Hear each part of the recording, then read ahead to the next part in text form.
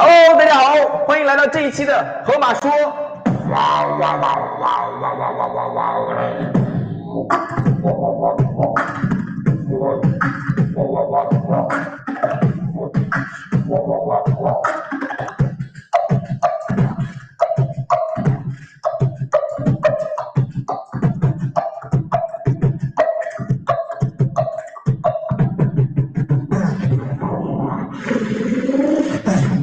欢迎大家来到这一期的河马说。那我们本来是想唱一首歌的，但是最后发现呢，唱歌不能足以表达我激动的心情哈。因为我们今天请到的一位嘉宾是非常非常年轻有为，真的是年轻有为的一个我的一个好朋友。那他来自乌干达但是呢，他才24岁。他叫Duku，那他是之前在乌干达，但是现在来到澳大利亚。24岁的年龄，他写了2本书，代表澳洲去参加这个联合国的会议，然后是一个全球的一个international speaker， 在 TED Talk 大家都看过在 YouTube TED Talk， 他有参加过2次 speaker。所以这样一位神奇的人物，今天会给我们带来什么样子的一个惊喜呢？我们现在掌声有请我的好朋友 Duku Foré。 Welcome Duku。 我弟弟，你好，很高兴认识你。Wow, that's a surprising that you never told me that you speak Chinese. 对，我会说汉语。Oh my goodness. Duku, that's not very. The importance of spontaneous decision. Oh my God! You never told me. Like we always speak in English. You never told me you speak Mandarin. How good are you in Mandarin? 我汉语不好。I can speak some, but I learn 我学习汉语每天因为每天学汉语。对。我的天哪！你可以说汉语，那我们今天的这个可以用汉语去操作吗？你觉得？你唱歌很好。我唱得很好。Originally beatbox I think learned from my teacher also from Brisbane, Joe Turner. He's the world beatbox champion and learned from Razel. You might heard Razel, Kenny Mohammed. They are like the really legendary beatboxers in the world. 但是很神奇啊，你竟然可以说中文啊，Duku。Next time you should speak your speech in Mandarin. 对，I will, yes. 哦， when you sing, you look like famous celebrity. It's like those handsome and swagger famous people. Me? Yes, you look like them. Oh no, thank you. I'm just the ordinary guy. Just like you with a dream, with a burning dream. No. Me, I have a dream. It's like I have a dream, but you right now, even with the glasses, you look, you look very, very smart. 聪明，对。谢谢Duku，谢谢Duku。OK，Duku 啊，我先跟大家介绍一下您哈。Oh my God, am I speaking Chinese or English? Now you messed me up. My system now is a little bit it's messed now. Okay, make one thing. Let's speak in English for now. Let's speak English for now, okay? So Duku, you came to Australia at a younger age but you were born in a Uganda refugee camp. Yes. With a speech impediment that you had to talk properly. And now you what you achieve at the age of 24, that is phenomenal. That's crazy.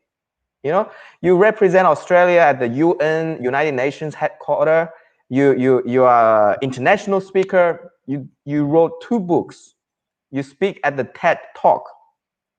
So you've experienced so much more than people at your age, even with other age. So can you just tell us a little bit about where all these things start? Where did all these things started?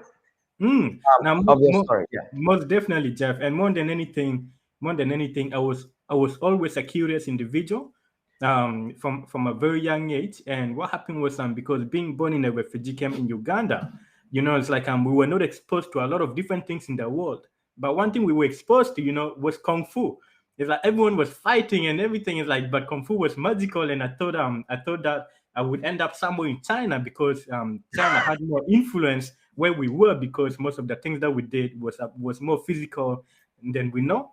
But being born in the refugee camp, my family ended up getting a refugee visa to come to Australia. And Right.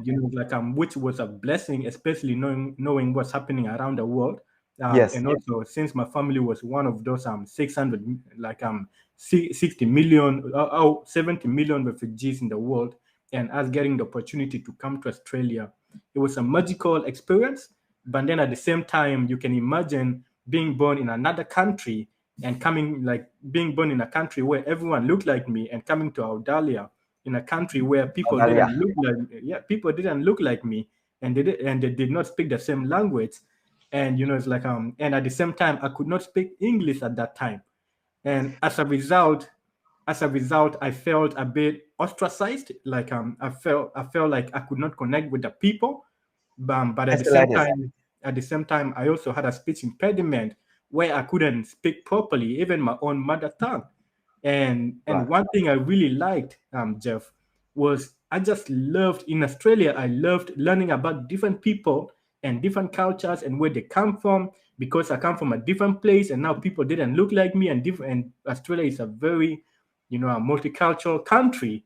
Yeah. And as a result, I got to learn the story of different people, and I just love learning stories. And I wanted to be able to tell my own story too. But because I was born with a speech impediment. That's a great story, with what you experienced. I think because Australia is an immigration country, we all come from different world. But in my case, I'm very blessed that I do have a choice to choose Australia to come. Even I came by myself, knowing no one. But I cannot imagine that you came from, Uganda refugee camp. That is so much difference from Australia, and you must experience so many things that we never saw. The journey that you took. So we want to hear your story. So when you first came to Australia, what do you find most different? From the people, from the language. What do you find most different from your original place? Yes, most different thing I found in Australia was the pie. The meat pie? Yes, meat pie, yes. I find the meat pie most different because where we came from, we did not have, fridges, or certain microwaves. The area that we were in, it was village, Yes, the city, different places in Uganda, they had all of those things, but we came from the lowest of the low. So I didn't know, the actual fridge. And as a result, we never used to have meat pies over there.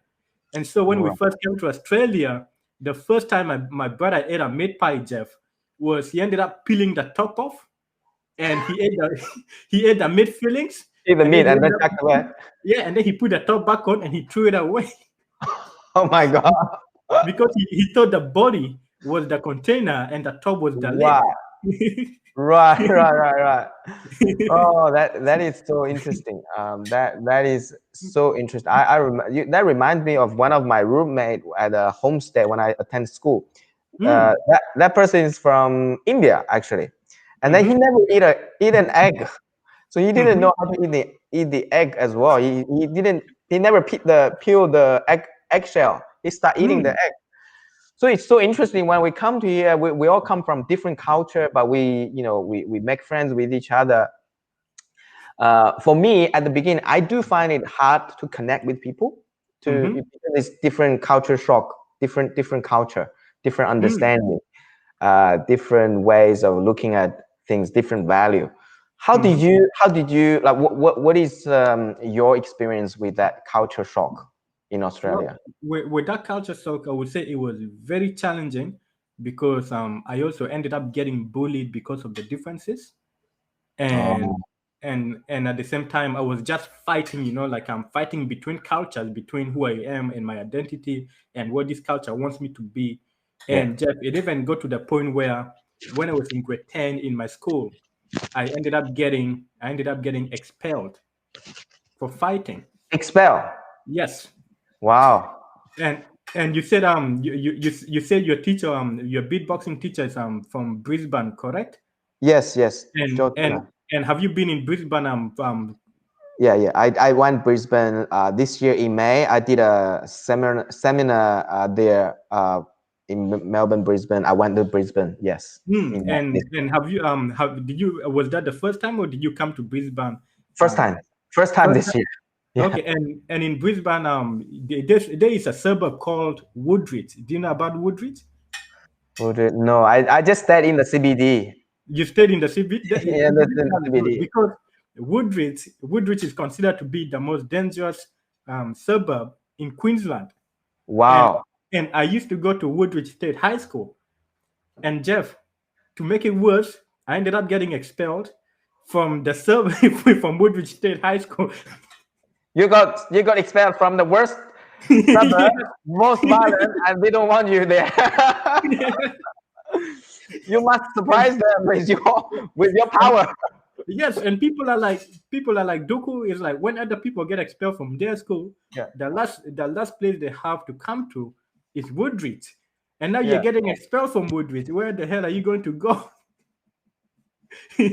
And so when I was being expelled, because I was expelled at the last week of the term of the schooling year, and what happened was 2 days after I got expelled, my best friend was being interviewed to get a scholarship to go to St. James College, which is a school in the city. And as a result, when he was getting that scholarship, and it's in the CBD, and me getting expelled from Woodridge, you can imagine that the CBD is a very magical place for a young person like me. So as a result, me and my other friend and the one who was getting the scholarship, the three of us, decided to go to his interview together, because afterwards we planned to chill in the CBD because it was so cool. And when we went to the interview, when our friend who was getting the scholarship was called to go in, what happened was, Jeff, the three of us all ended up going in, and now the interviewers, they had one person on their list, but which they were interviewing, but there was 3 black kids in front of them, and I felt like they didn't know how to send the 2 of us out, and so they were like, "Are you guys getting a scholarship too?" And me and my other friend, we didn't know what to say. And so our friend who was getting the scholarship, he's like, "Oh yes, they should be getting a scholarship. They're as fast as me." And so before I knew it, and before me and my friends knew it, I went from being expelled from the worst school to getting a scholarship to one of the best schools in the CBD. I can't hear you, Jeff. Are you on mute?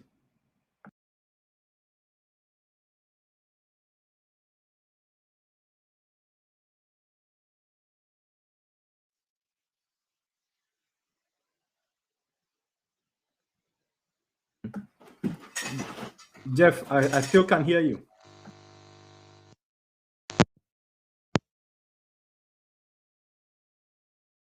Now? Hello? Yes.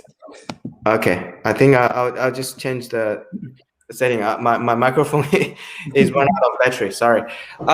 So you went, but I hear every single word from you. You came, you got expelled from the worst of the school, from the worst suburb in Brisbane, and then you got a scholarship in the best place, the best school. to one of the best schools, yes. Oh my God. So that is so like spontaneous. That's oh my goodness. So from that experience, how did you get from the refugee camp now to Australia? Now we know, and you come from worst school, you got expelled. Can I ask what's the reason you got expelled? Fighting, kung fu. Kung fu fighting. So that you has promote the Chinese kung fu in Brisbane now. Oh yes, we heard one. No, not for violent fighting, but for protection. For protection, definitely. We always have to, we don't want to hurt anyone, we don't want to attack anyone, but we want to protect ourselves if somebody, he hurt us. 100%. Especially we do, in a experience, there are people who bully you, who like to discriminate, who bully, who hurt you. There are people out there. How did you stay strong and still, become who you are? Why not becoming who they are? No, most definitely, because I will say I was always in my own world a lot, and I was a very curious individual, very, very curious, and as a result, because of my impediment as well, what happened was it was also one of the reasons why I was getting bullied, because I didn't speak properly and I looked different and I was a very short kid, and as a result, people used that as a way to target and bully me. But being born in Africa and knowing how to fight, I just never let that, sink in me, because I knew how I can protect myself. But at the same time, I just wanted to work on myself and I wanted to become better, Jeff. One of the other reasons is because if you're in high school and you're young and you're getting expelled, you can imagine one of my motivators was, being able to talk to girls. But the issue was because I had a speech impediment, I couldn't say my own name properly. And so now imagine talking to a girl you like in school and she asks you what your name is and you don't know how to say your own name. It's a Duku. Well, so you say Chinese to them. You say, let me teach you Chinese. This is Chinese name. Oh, that's so. I'm really admire your way of humor and also your attitude. After being expelled, you still get to the best of school. With and laugh about it. But we just cannot imagine what you experienced in that process. So tell us how you went from a student and then you become the delegate for United Nations. That's one of the opportunities that's really rare in our society. To how did you get that opportunity? Most definitely, and this is also, I think, Andy's favorite story. So what happened was after I changed school, I graduate. I am in the big world, and I still want to improve my speaking ability. And Jeff, what happened was all of those things happened because of a sandwich. Sandwich? Yes, because of a sandwich. I was watching a YouTube video. I was watching a video online, and a person was speaking to a sandwich company about, about improving yourself. And so I watched that video and I Googled a sandwich company, and the sandwich company was in America, in the US. They may grow, and so you went to US for the sandwich. So my idea was I told myself I am going to work every single day. I am going to improve myself and I am going to make money so I can fly to the US and eat the sandwich. And I said I am going to do 3 things every single day until I eat the sandwich. First thing I said, I was going to shower with cold water every single day. Shower with cold water. Sandwich. Yes.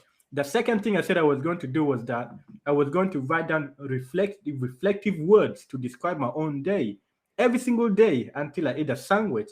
And the third thing I said I was going to do was I was going to listen to books, read books, listen to, like a motivational audios every single day until I ate that sandwich. And I continued thinking, and I said, okay, I can do those things, but at the same time, now I need to find a way of making money so I can fly to the US. And I started coming up with different ideas. The first idea was I said I am going to develop an app and I'm going to make money through it, fly to the US. But I realized I did not have the skill sets, like the programming skill sets to develop an app. So I'm like, I put that idea on the side, and then I said, I look good, I am confident. Why don't I become a model? and somehow make money, fly to the US and eat the sandwich. But Jeff, I was too short. Yeah. And so that was not going to work. I said, why don't I go into agriculture? But I did not have a farm. And then I continued thinking, I said, why don't I write a book? I said, nope, I cannot write. My English sucks. I put that idea on the side. I said, why don't I become speaker and inspire people and make money, fly to the US and eat the sandwich?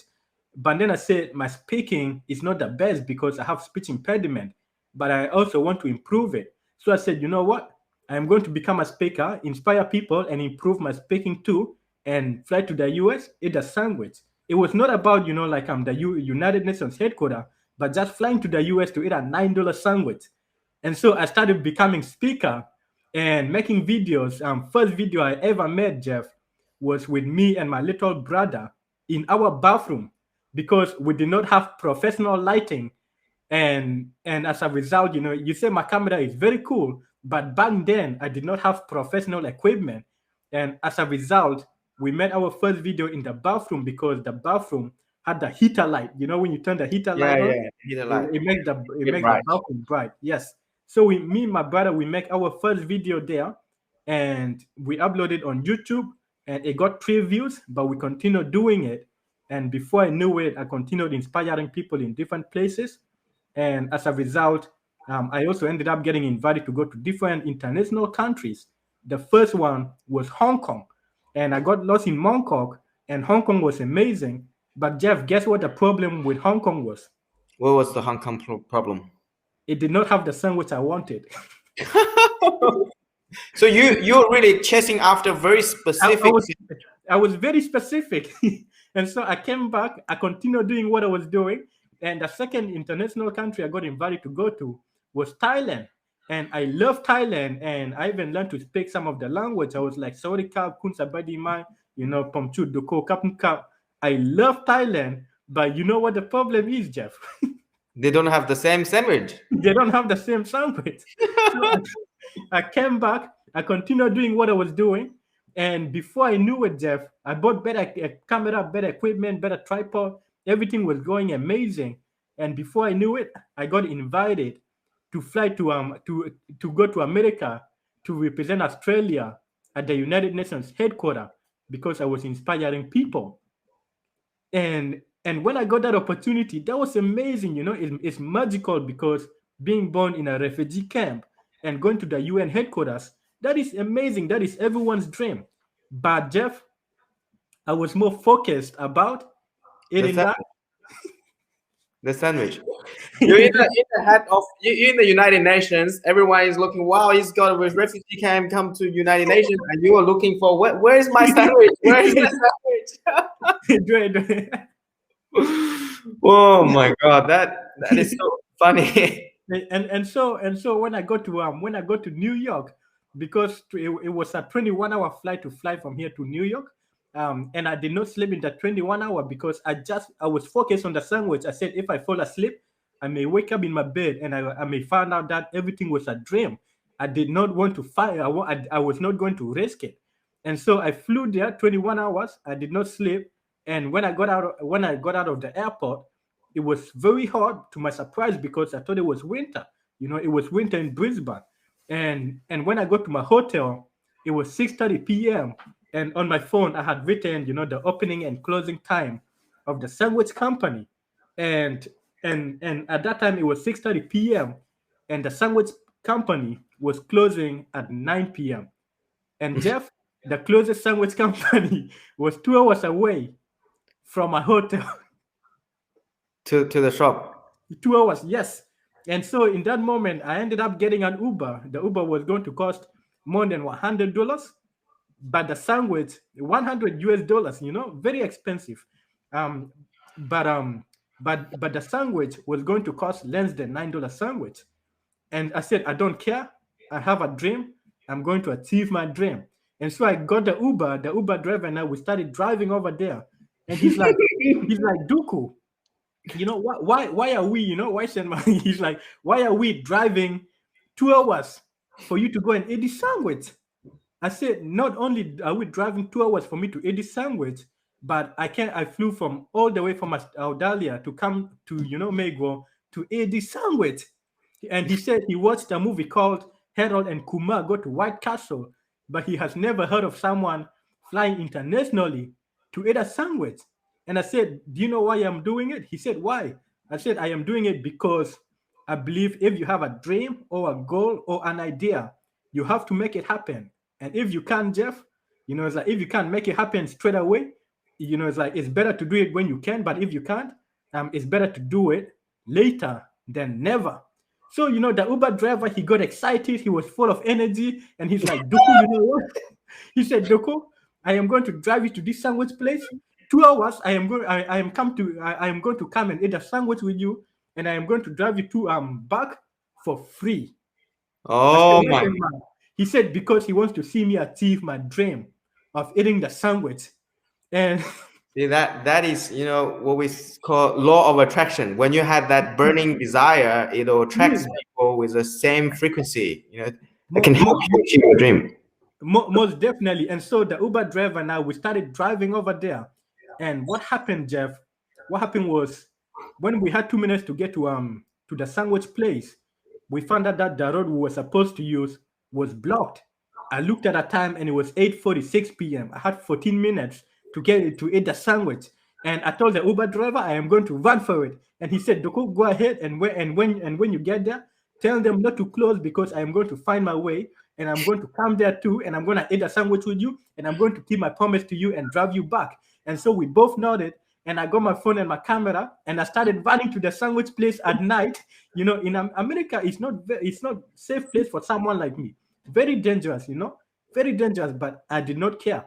I was running to the sandwich place, and when it was 200 meters away, I saw the building, and I saw the logo.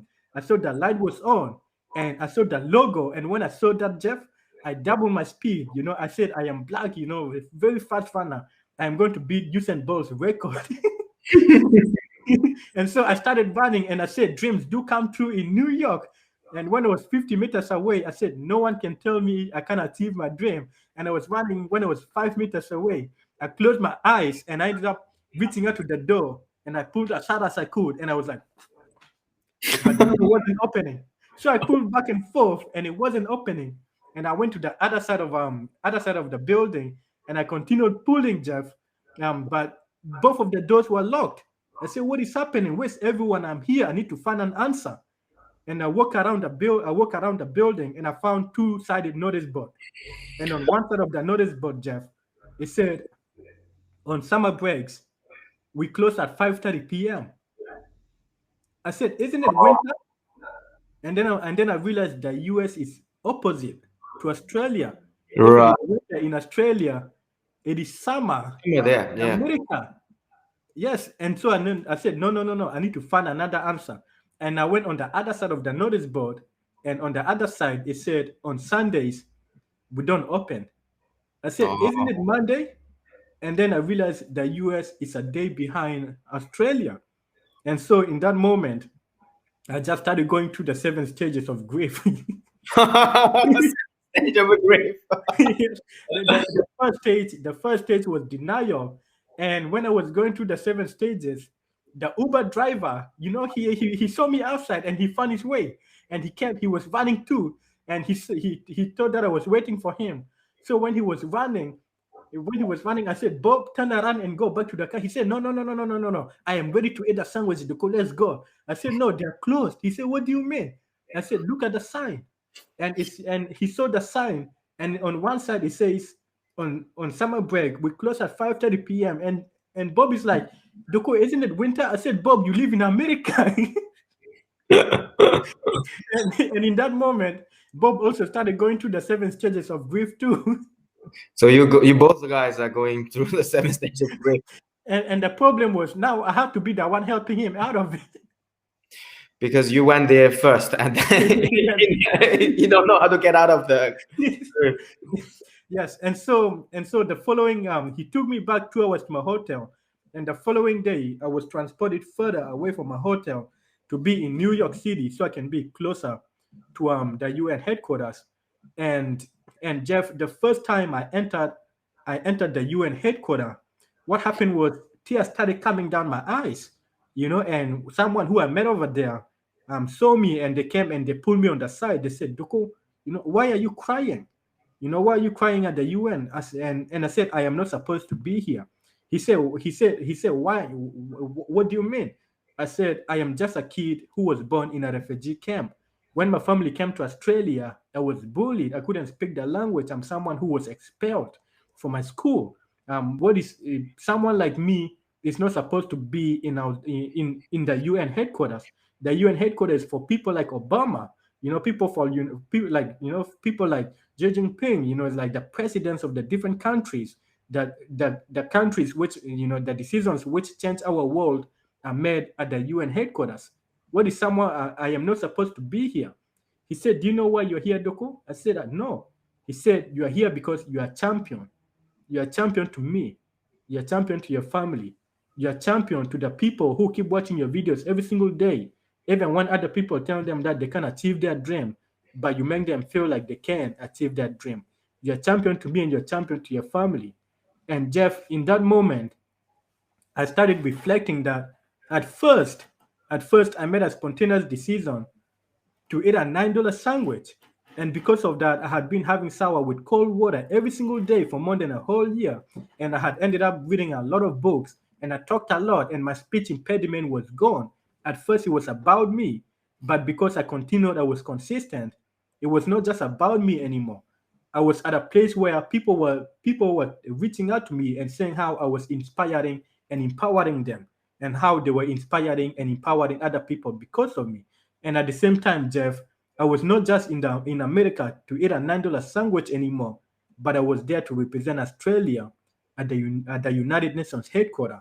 And so, as a result, in that moment, that is when I finally felt what it meant for dreams to come true. Wow. I think that is such a amazing story. That's a story I think we all from our Hippo talk, and everyone whoever hears that story will be inspired.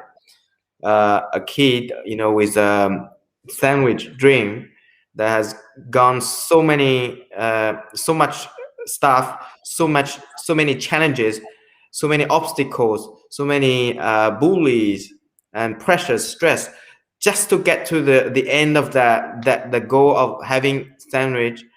And can I ask, did you finally eat that sandwich? So when I was there, I did not get an opportunity to eat a sandwich, and so I came back to Australia, and I continued doing what I was doing. And there was a time when I got invited to do a TEDx talk, because with Jeff, what happened was I also have a business, and it's also one of the reasons why I can speak Mandarin. I traveled to China one or twice. It was Sichuan, Zhongguo. What happened was Sichuan. Thank you. What happened was when I got invited to do my TEDx talk in Sydney, I flew from Australia first to Guangzhou, to discuss some business with some of my manufacturers, and from there on, I was going to fly to Sydney. To Sydney. But when I was in Guangzhou, one of my friends came with me because he says he likes to do what I am doing, and he wants to learn from me. So he came to Guangzhou with me, and he asked me, Duku, what is your TED? Because after Guangzhou, I was going to fly to Sydney to do TEDx talk. He asked me, Duku, what is your TEDx going to be about? I said, it's going to be about a sandwich. He said, that is very crazy. And so I told him the story, and Jeff, in that moment, because my friend is Filipino, he's from the Philippines, and he got so inspired. He's like, Duku, you know what? In Philippines, they have this thing called Jollibees. They make best fried chicken ever. And he said he was so inspired because he has not eaten Jollibee for more than 10 years. And only place you can find Jollibee is in the Philippines, in America, or in Hong Kong. And he told me that he's now going to buy a fast train ticket, go from Guangzhou to Hong Kong, Hong Kong to eat a Jollibee because he is inspired by my story. Because he's inspired by your sandwich, and he had a goal to eat the fried chicken. Yes, and he said he's going to achieve his dream before I achieve my dream. And so I told him not to go. He's like, no, you just don't want to see me achieve my dream. I said, no. Our visa to China allow only one entry. If you get out of China and you go to Hong Kong, you cannot come back. He said, Duku, you're not Chinese. You're not Chinese. You don't know what you're talking about. And he's like, you just want to stop me from achieving my dream. And Jeff, so I left from Guangzhou to go to Sydney to do TEDx talk. Yeah. And I was going to talk about sandwich. And before I go on stage, I get a video call from my friend. And he's like, Duku, look at where I am. It was the chicken. He was in Hong Kong. He was eating the chicken. He's showing off. He achieved his dream before you. He is showing off. He's like, Duku, if I can achieve my dream, so can you. And so I went on stage. I did my talk. I signed, I talked to people. It's like took photos.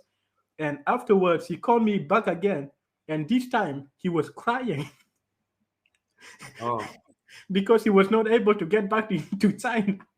Oh, he can't get back to China because he didn't have a visa. Yes, I told him, but he did not want to listen. But so, Jeff, what happened was I did a TEDx talk, and the founder of the sandwich company ended up different people said the TEDx talk, and different people start having sour with cold water. And founder of the sandwich company, he even watched TEDx talk, and the company, it is, I think, $1 billion company now. And what happened was the founder, he got so inspired, he started having sour with cold water, and he invited me to fly from Australia to go to America so he and I can eat a sandwich together. And I told him that is good, that is magical, but at the moment I am writing a book, and after I publish the book, then I will fly over there with you and eat the sandwich. And so, Jeff, I decided to write a book, and it was going amazing. And I published the book. This is the book. I published the book, and I sent him copy. And I also was about to buy my plane ticket. And before I knew it, borders got closed. Oh. So I still have not eaten the sandwich. Still not yet. Not yet. That is why I am telling this story, because I want everyone, to make it possible so I can eat a sandwich. So if anyone is watching this, make sure they share the story. It's like, it's like, even if they're going to open one in China, let them open so I can go back there and eat it in Shanghai. See, that is really interesting that when we set a goal, it can be so inspiring that can draw our action and our mind all into achieving it. But as long as we don't achieve it, we'll keep searching, keep developing, keep taking actions. The experience, the journey actually means more, I think, than the sandwich itself. It's growing so much more, so much better, and it makes you become a much better person. Your life more abundant with experience, with different wisdom, with people that you connected with. So I think that is, that's the bonus, on top of eating that sandwich. Most definitely. Yeah, and the moment that you reach that goal, this is something happened to me when I set a goal. Like when I said I want to go to Sydney Uni, I want to come to Australia, I want to go to Australians Got Talent, I want to get this job, I want to build my own business. And once I reach a goal, I need to find another goal. I need to, and then there's a period of time where we don't have a goal. What do you have to say to those people who are watching right now, who might not have that goal of a sandwich or fried chicken or whatever it is? We probably just wander at home, especially when people now are stuck at lockdown. They have so much time. They're probably stuck with their kids, with their family, that they have so many things to talk about, to worry about, and they forget about that dream. What do you have to say to them? Most definitely. And Jeff, people talk about success and and what success means. And one thing for me, success for me means knowing I can go further no matter how far I have come. You know, it's like I can go further no matter how much how far I have come. For me, that is success. And so, for example, you are making your your goals, and for example, making it to Sydney Uni and all of these things is like when you have a mindset that yes, you hit this goal, but you can go further. It doesn't matter how far you have come. To me, like you said, it is the journey. And more than anything, for the people who are at home, who have goals, and it may not be the sandwich. What I would say to you is that your goal doesn't have to be a sandwich. And some people say that they are not going towards their goals or their dreams, Jeff, because they think that dream is crazy, Yeah. but my question to them is this: okay, if I was willing to fly from Australia to go to America to eat a $9 sandwich, and I found out that it was closed, can anyone's dream be more crazy than that? And I asked them about, is your dream more crazy than that? And if it is no, then why are you saying it is crazy? If it is no, it is not crazy. And then if it is not crazy, it means you can go after it. And if you can go after it, it doesn't matter how big or small it is. You can just take one step at a time. For me, when I made a big goal, it was very big, and I did not have money, I did not have resources, I did not have anything, Jeff. But I had a goal, and I did not even have professional camera. I did not have the speaking ability.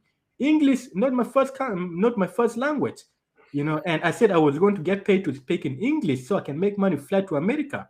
But English was not my first language. Other people who speak in English, they don't get paid to speak English. They just do it. It's normal for them. Now I said I am going to become English speaker and get paid. So so I had to learn the language. I had to improve my speaking ability, and I had to have shower with cold water every single day. Every single day, 365, one by one by one by one by one, and making sure that I just did everything I can to get over there. So if you have big goals, big ideas, or even if it is small, just know that you have to take it a step by step, because because Jeff, can you guess what kills humans the most in the world? What kills human most in the world? Yes, have a guess. Smoke. Smoking. No. How about depression? Nope. It's really funny because I work in the insurance industry, so I should be really knowledgeable with statistics. But definitely, smoking is a big killer in human health, and then depression is a big one. But yeah, I'll let you share your answer and wisdom. Okay. Oh, you say wisdom. I am very humble. What I would say, what kills humans the most? When I ask that question, some people, they'll say the biggest things is like some people may say elephants because elephants are huge, or they may say lions because lions are scary, or some people will say other humans because other humans are very scary if you don't know them. Human, like we turn on the news, violence, so much violence, terrorism, crime, and so much crime. And now, some people must say it is the pandemic, and because it is everywhere.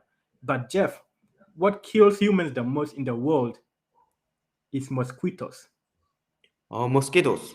Mosquitoes, right? Mosquitoes kill almost twice as humans kill each other. Wow, that really, that's new to me. Yeah, but we rarely hear about them to the point where people don't know about the statistics. And now the reason why I use this as an analogy is because sometimes when we have dreams or goals or ideas, and we ask what kills dreams the most, we may say the big things, it is my family, or it is this, or I cannot speak English, or it is whatever. Like everyone has big excuses. They will throw all the big excuses. But what kills success the most is the small actions that we neglect to do every single day, day by day. Just the small things that we don't focus on. It's like, because sometimes you may be working on something, and then before you know it, you will fail, and yet you will wonder why. but the small things that we never focus on, those are the challenges. When I said I was going to write my book, I did not say today I'm going to sit down and write 250 pages or 50,000 words. I said, let me get my first sentence down. Tomorrow, 2 sentences. Another day, 2 sentences. In 6 months, is like that's about 180 days. If I write, if I write a page or half a page a day, that is 50 pages done. It's like just every single day, slow by slow. Or if I said I am going to become a motivational speaker, I did not say I am going to make thousands of videos. I said this week, only 2 minutes video. Next fortnight, 2-minute video. Another fortnight, only 2-minute video. But in a year, I had 25 videos. And even Andy Fell, he does amazing things. But then if you look at his gift bites, he makes only 2 minutes video here and there, but they're all to the point. And since he's consistent, it just ends up getting more people to him. And so the people who are watching, if you have dreams or goals or ideas, don't worry about the big things, the big excuses, but focus on the small daily things that you can do day by day, because that is what is stopping you from either succeeding or failing towards your dreams. Wonderful. That is so valuable. That is amazing gold. That is gold in anyone's life if you want to achieve something. Just like when I beatbox at the beginning, people see me beatbox, but I start with really small little bit sound and then practice for over 16 years. That comes to the end of the product. And there's a first saying. time I told you, I think first time I told you I saw you was when we came to Australia, and you were on Australia's Got Talent.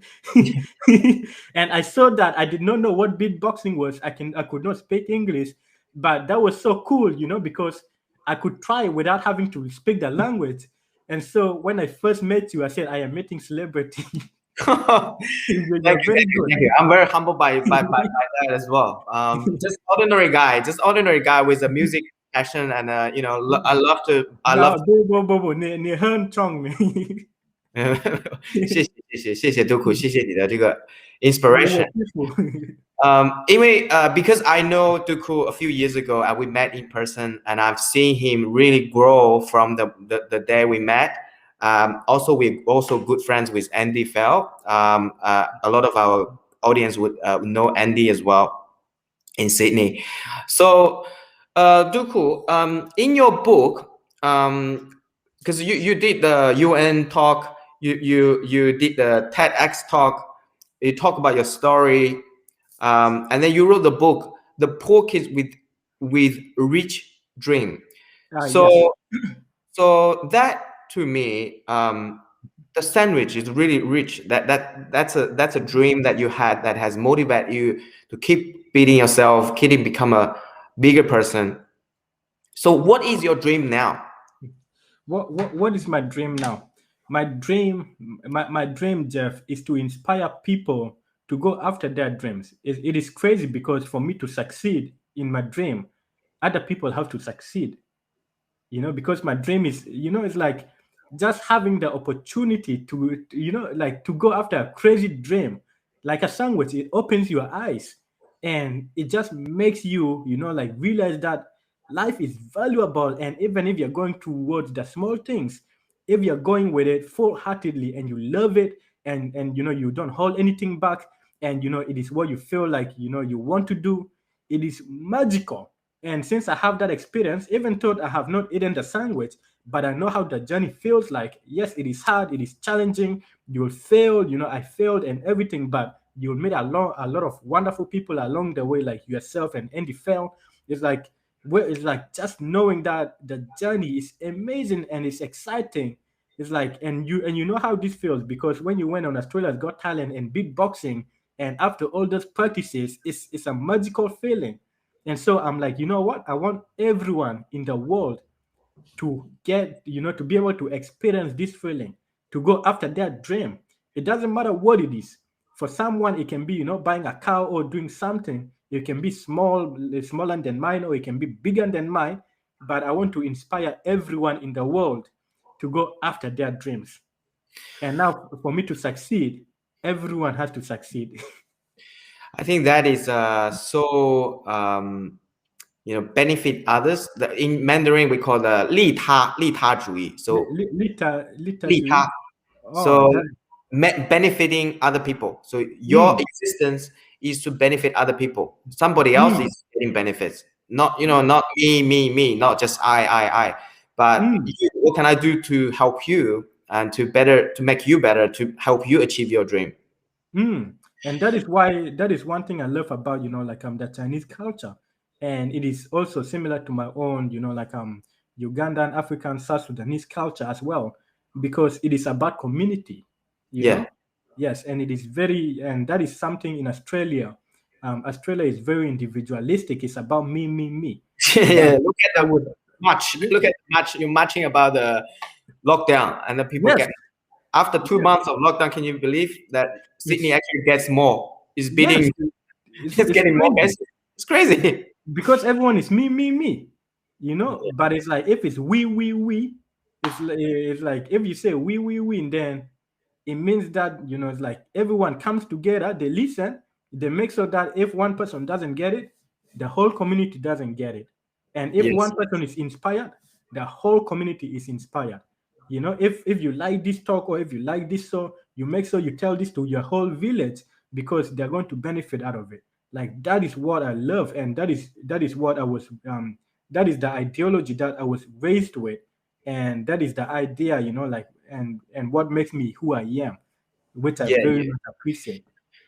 To the last point, I just want to touch, we talk about the dream, we talk about we need to focus on small things, and in the journey, we will definitely experience the peer pressure, the obstacles, the different people's opinion, failures, definitely failures, because in Chinese saying, failure is the mother of success. So you must have failure before success. Yes. And you also, in your talk, you also mentioned it's important to have a tough skin. So you need to build that, because a lot of people, especially for Chinese culture, we are shy. Sometimes we're shy. We don't want to express ourselves, or we keep it to ourselves, and we worry about what other people. I think it's not just Chinese culture, but a lot of culture. They worry about what other people think. What other people will feel. What do you mean by having a tough skin? Having a tough skin? Yes, having a tough skin. Being authentic to yourself and your values. It's like because you can be, because I believe you can be authentic to yourself and to your values and still be cooperative. It's like sometimes people use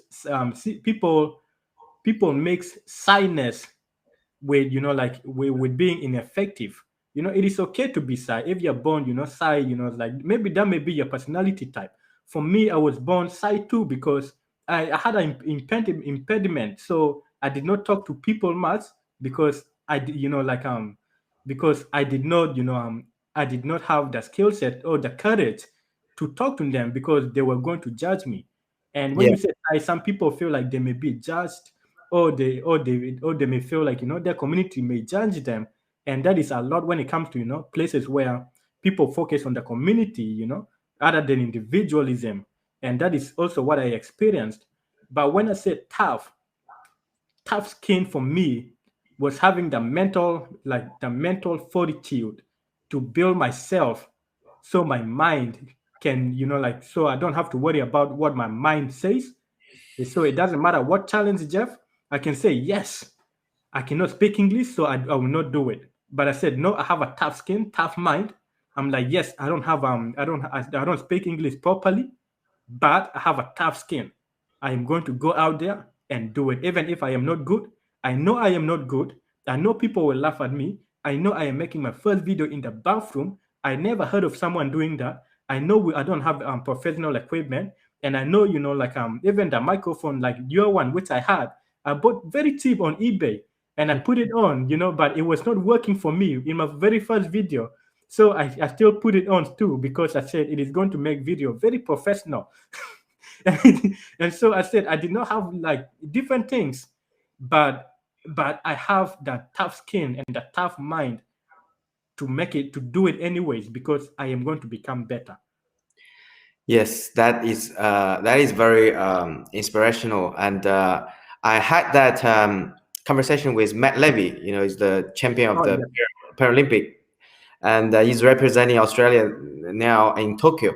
And he also mentioned this from good to excellent, or from the average to great. The difference is in the mind, is the mental belief, is the state of mind that actually sets the difference. So that is really interesting. And with you at a younger age, 24 years old, achieving this much with this strong foundation, I cannot imagine how much you can achieve in your life. Yeah, most definitely. Also, Jeff, I am looking for a wife. Tell this. we are 相亲节目. So with people, for whether you're looking for a sandwich, whether you're looking for a wife, whether you're looking for a girlfriend, so that is also a goal. And you need to break down into smaller steps. We need to start the small steps. So that is true. So because we see who are young go near, and so when I first went to China, I saw a very cute girl. She was very pale. So I went up to her and I went to her, and at that time my Mandarin was not good. It's still not good, but it was not as good as now. I went up to her and I wanted to pick her up, so I can get her details. I had WeChat because Facebook, Instagram, Snapchat. Yeah. I went up to her and I started speaking in Mandarin. I said, "Ni hao, 我叫 Duku， 很高兴认识你。我喜欢你，你很漂亮." And Jeff, I wanted to tell her that she was cool, but I did not know the word cool and the word fat were very similar in Mandarin. The word cool, as you know, is bang. It's like bang. And then, bang. Right. And then the word fat is punk. Oh, fat. Punk. Yeah. And so I wanted to tell the girl she was cool, but I said, "Ni han punk." She said, "Well, punk." I said, "Dre, ni han." And she slapped me. I was going to ask you, did she slap you? Oh, yes. She slapped me. I said, "Why send my..." And oh my God. And she said, "Why you call me fat?" I said, "You speak English?"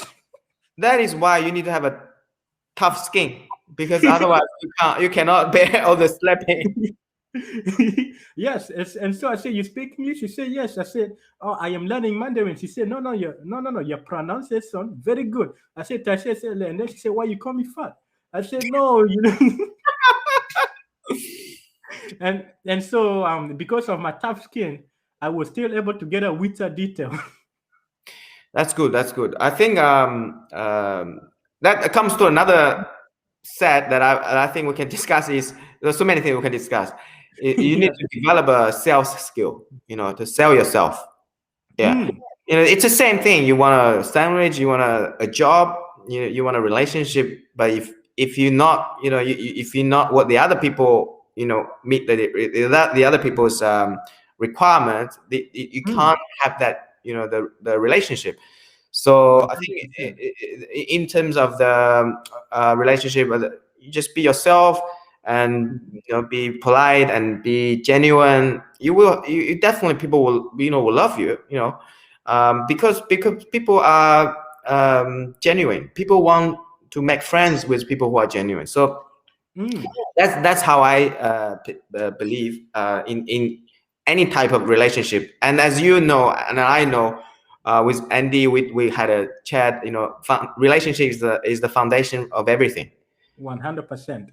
So if you want to build an empire, or if you want to build any dream, you have to deal with people. And firstly, you have to be a genuine person. No matter how high you want to achieve, you're dealing with people. You're helping other people. Especially you want to inspire people. Maybe one of our audience might be inspired by you. You can get if you want Duku's number, you can contact me. I can give you his number. But definitely, I think it's a great talk, great sharing of your story, of the sandwich story that inspires someone like you from a refugee camp to a United Nations delegate and TED Talk speaker, international speaking now around the globe. And I'm very proud to have you on my show, on Hippo Talk, to our audience, to share your story, to inspire people, to inspire me as well, because we all need inspire every day to really come back to the track, because sometimes we lose track, we come back again. But definitely, I'll probably try your cold shower. Most definitely. And it's like inspiration, I believe it is a cycle, because you were also one of the first people to inspire me before we knew each other. Thank you. Like I did not know a lot of people, like I said, and I could not speak the language, so I did not know what it meant to be inspired, if for example, from other people, because I could not understand. But I could understand beatboxing, and I could understand the people's energy when someone is doing what they're doing and they have energy, and you can see the excitement.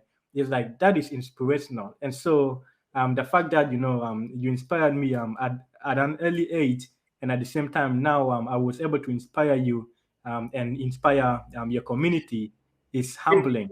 We definitely humble each other. We want to inspire each other. It's like a fire. When you're on the fire, I'm on the fire.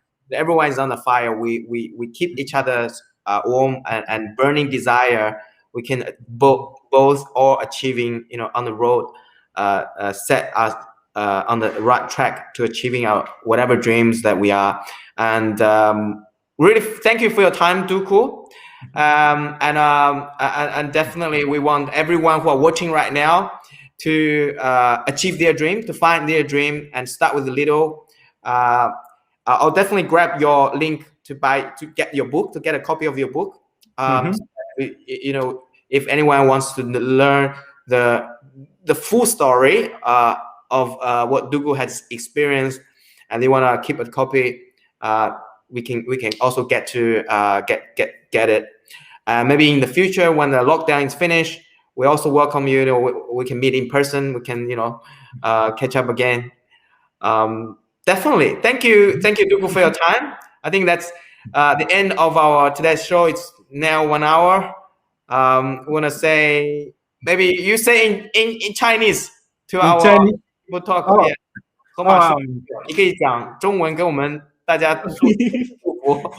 Jeff, 我汉语不好。你汉语不好。对。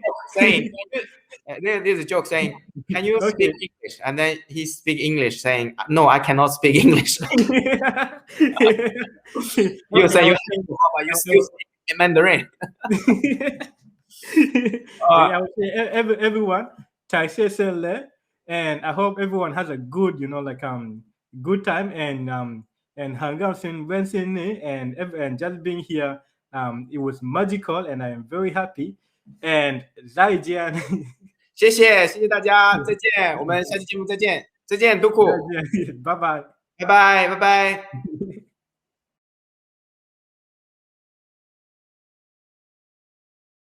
And when I had that opportunity, that was when I felt what it meant for dreams to come true, for you to have your hopes and dreams and work towards it and make it happen. Duku Fore is an internationally renowned inspirational speaker, entrepreneur, and a self-published author of the book called The Poor Kid with Rich Dreams. There it is. He very kindly gifted it to the university just before we came onto the stage. And he's even written a dedication in the book for us. It says, to seek you, to your hopes and dreams. And I think that's a dedication to all of our graduates as well.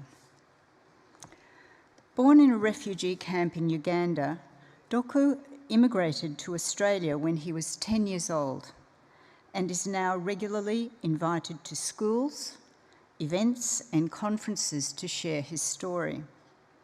Please join me in welcoming Mr. Duku Fore to deliver the occasional address.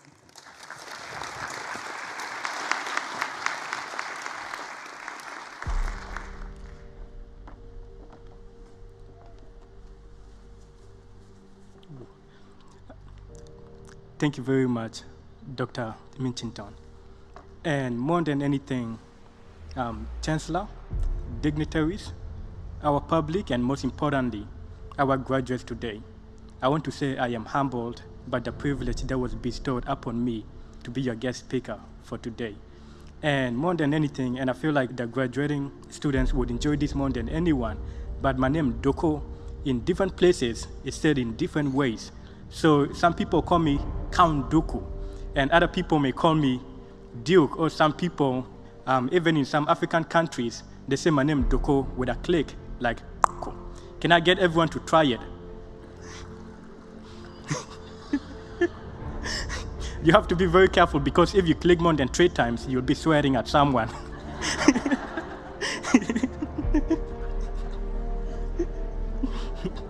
I was born in a refugee camp in Uganda, and when we were back home over there, one thing my grandma would tell my siblings and I in our mother tongue was Doko, tetasa nyolunya tupite nyamvo titito, asaniko kweri, ngokaz oza kwe alora. Translated, that means Doko, always stay with your siblings. Why? Because 2 sticks are harder to break than 1. And I believe my grandma would tell my siblings and I that 2 sticks were harder to break than 1, because she understood that life was not just about her. And I believe when you have a dream or a goal or an idea, or you are thinking of pursuing a higher education, like our graduates today, you have to understand that it's not just about you. And for some of our graduates today, it may be that they are the first people in their family to go to uni, and not just go, but to actually graduate. And to some, it may be they may want to inspire their younger children to follow their dreams and go and do what makes them happy. And more than anything, I believe not only are these graduating students an inspiration to us, but they understand what it takes to work hard, and especially during a pandemic and those late nights, and at the same time to just continue chasing their dreams and understanding what it means for folks to open doors and actually making it this far, and now sitting in front of us and being and at the same time looking marvelously. Oh, sometimes I get excited, so I start stuttering. But they're looking amazing. And more than anything, I believe even Ralph Waldo Emerson said it was one of the most beautiful compensations that you cannot try to help another individual without helping yourself. And by them helping themselves and at the same time wanting to help their family and the people around them, they're helping our community. And when it comes to my family, I believe what Abraham Lincoln said when he said, all that I am and all that I hope to be, I owe it to my parents. Because you see, when we first came to Australia, my family, we couldn't speak English. And my dad used to be a teacher back home where we came from. But when we came to Australia, his degree was not recognized. And as a result, at the age of 50, my dad understood that 2 sticks were harder to break than 1, and he wanted to inspire my family, and he wanted to inspire his children and his community that you can follow your dream. It doesn't matter your age. And as a result, at the age of 50, my dad decided to enroll back into university and studied a Bachelor of Human Services. And one thing he knew was that even though studying was challenging, my dad understood that since he was able to survive a war, he was able to survive the warfare on the paper. And as a result, he ended up studying all night, and at the same time, my siblings and I were able to see the dedication that he had to follow his dream. And at the age of 53, he managed to graduate with a Bachelor of Human Services. And as a result, that inspired me and my siblings and our community to follow our dreams, our hopes and dreams. And for me, on a personal level, I was born with a speech impediment, and you can understand that English isn't my first language. But when I had a dream of wanting to inspire people, I said, you know what? I'm going to go out there, follow my dream, and inspire so many lives. But one thing my little brother and I understood was that we didn't have all the equipment for us to follow our dreams. But we knew that it wasn't just about us, but it was bigger than us. And as a result, my little brother and I made our first motivational video in our bathroom. And the reason why we made it in the bathroom was because we didn't have the professional lighting. And if you can't tell, this light over here is on flick, so it's hitting me good. and as a result, we made the video in our bathroom because it had the heater light. And so we turned on the heater light. We made a video over there. It was a 2-minute video, but it took us more than 2 hours. But since we understood that it wasn't just about us, we continued. We had a sense of stick-to-itiveness to continue and going harder and following our dream.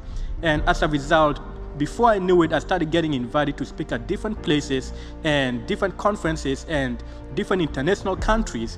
And what really humbled me was when I ended up getting invited to represent Australia at the United Nations headquarters in New York. And when I had that opportunity, that was when I felt what it meant for dreams to come true, for you to have your hopes and dreams and work towards it and make it happen. And as a result, I feel like our graduates today embody what it really means to follow your hopes and dreams and to go towards what you really want to do. And as a result, before I leave everyone and before you come and collect your wonderful achievements, can everyone repeat after me, including the public as well? Hard work pays off. Come on, we need better energy than that. Let's try that again, okay? Hard work pays off. Dreams do come true. Tough times don't last, but tough people do. And when you're going towards your hopes and dreams, you have to understand that 2 sticks are harder to break than 1. And more than anything, just know that you don't have to be great to get started, but you have to get started to be great. Thank you very much.